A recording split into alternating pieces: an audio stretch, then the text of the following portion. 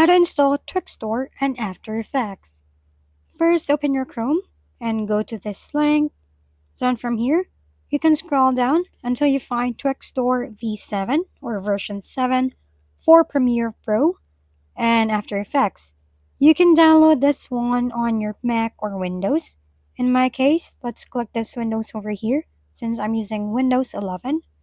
After downloading, go to the location where you downloaded the Twixtor installer. Make sure to extract this one.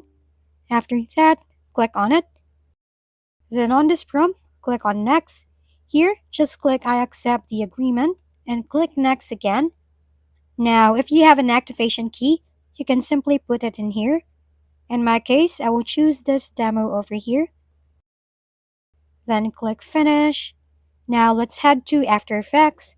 Just go to this Windows search bar and search for After Effects.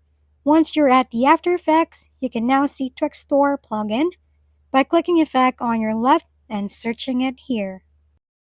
If we've been helpful, kindly give us a thumbs up and don't forget to hit the subscribe and bell button for more contents.